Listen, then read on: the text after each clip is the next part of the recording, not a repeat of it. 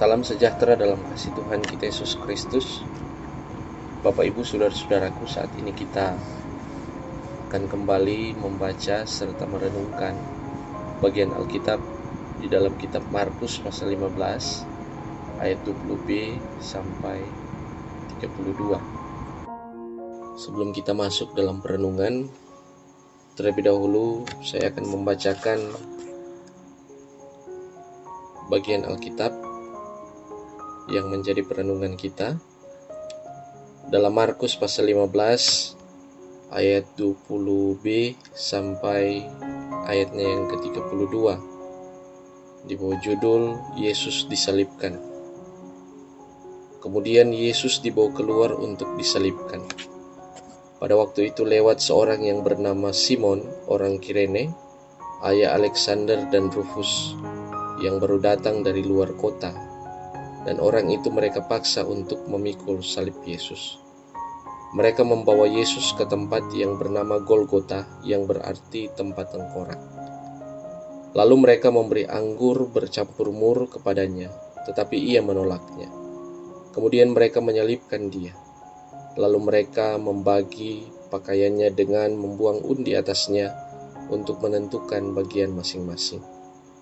Hari jam 9 ketika ia disalibkan. Dan alasan mengapa ia dihukum disebut pada tulisan yang terpasang di situ, Raja orang Yahudi.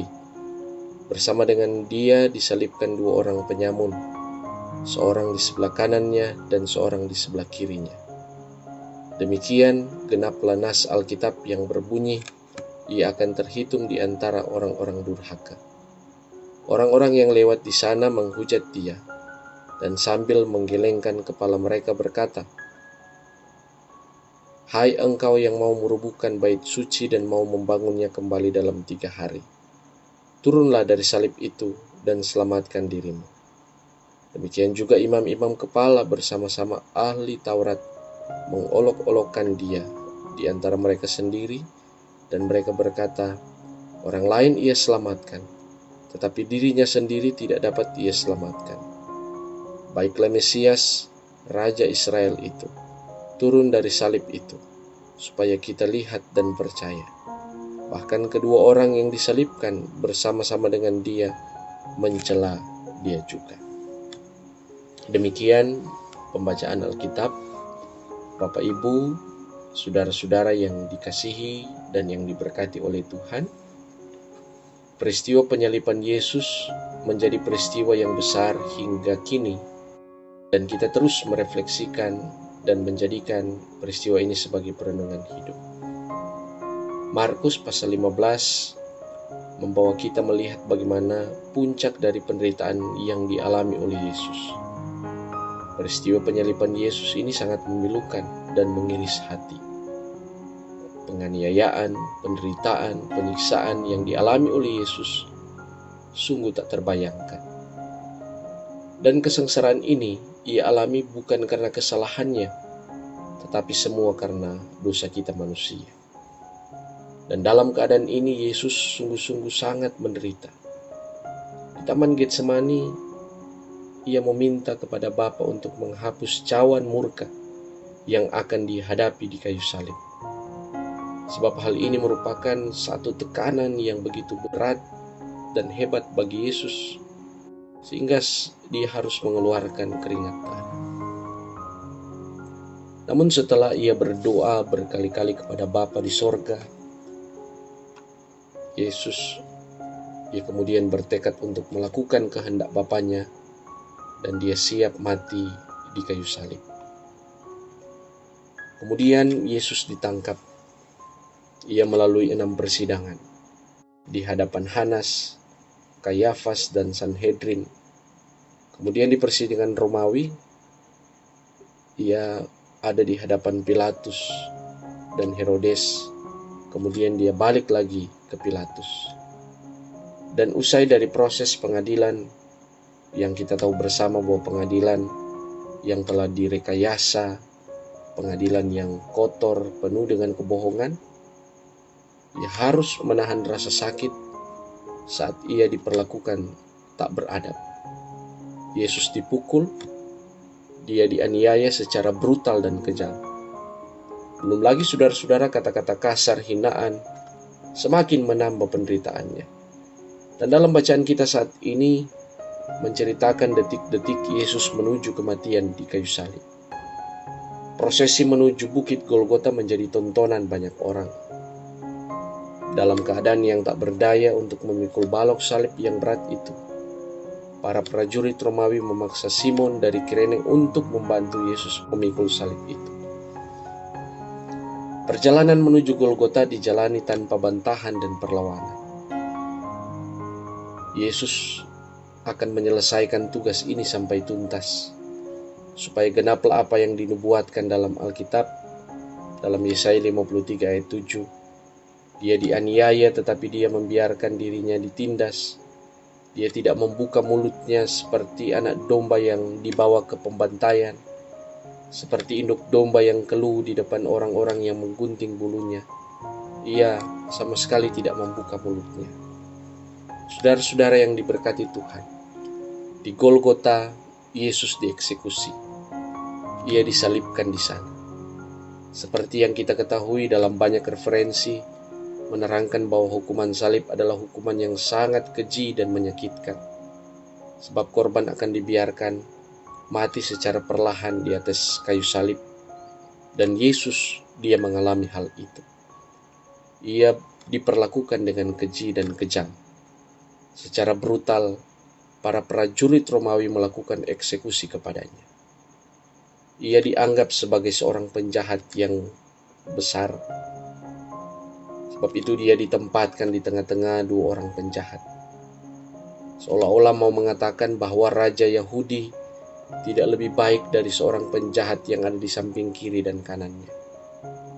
Tindakan ini juga menjadi tontonan bagi para pengikut-pengikut Yesus, bahwa ia telah disalibkan bersama-sama dengan orang yang paling rendah dan keji di wilayah itu.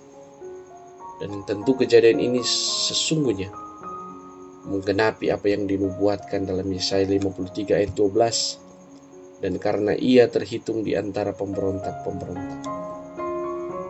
Bapak, Ibu, saudara-saudara, dalam menjalankan karya keselamatan, Yesus hadir di tengah-tengah orang berdosa. Dan dalam kematiannya di kayu salib, ia disalibkan di antara dua orang penjahat. Ini bukan berarti Yesus adalah pendosa atau penjahat dan pemberontak. Namun ini merupakan bagian dari rangkaian karya keselamatannya, di mana ia harus diperlakukan sama seperti seorang penjahat. Namun dengan sukarela Yesus menempatkan dirinya ada di antara orang-orang berdosa. Tentunya ini punya tujuan. Tujuannya adalah Yesuslah yang akan menjadi juru selamat bagi semua orang yang berdosa.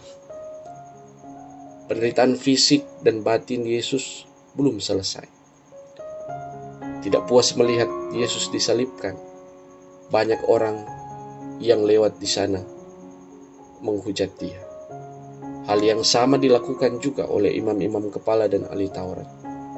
Rasa dengki dan benci terhadap Yesus tidak kunjung selesai. Mereka masih terus mengejek dan menghujatnya, sekalipun dalam keadaan Yesus yang tak berdaya tergantung di kayu salib. Markus mencatat ada dua perkataan yang penuh kebencian terhadap Yesus. Yang pertama, orang lain ia selamatkan, tetapi dirinya tidak dapat ia selamatkan. Yang kedua, baiklah Mesias Raja Israel itu turun dari salib supaya kita bisa lihat dan percaya. Saudara-saudara, di atas kayu salib, Yesus juga menerima hinaan dan celaan dari salah satu penjahat yang disalibkan bersamanya. Dalam Injil Lukas 23 ayat 39, salah satu penjahat yang digantung dalam keadaan hampir mati pun masih berkesempatan untuk mencela dan menghina Yesus. Tetapi Lukas juga mencatat bahwa seorang penjahat di detik-detik kematiannya, ia mengalami perubahan melalui perjumpaannya dengan Yesus di atas kayu salib. Ia bertobat dan ia tahu bahwa Yesus tidak berbuat sesuatu yang salah. Dan menjelang kematiannya, ia memiliki iman kepada Yesus. Maka di sini kita dapat melihat bagaimana pengampunan dan keselamatan itu adalah anugerah yang besar dari Yesus. Seorang penjahat yang tidak ada waktu lagi untuk turun dari salib itu dan pergi memperbaiki hidupnya. Tetapi Yesus bisa mengetahui dalam dirinya ada penyesalan dan ada pertobatan yang sungguh-sungguh. Sehingga Yesus mengatakan pada hari ini, engkau juga bersama-sama dengan aku di Firdaus. Saudara-saudara, apa makna firman ini dalam hidup beriman kita?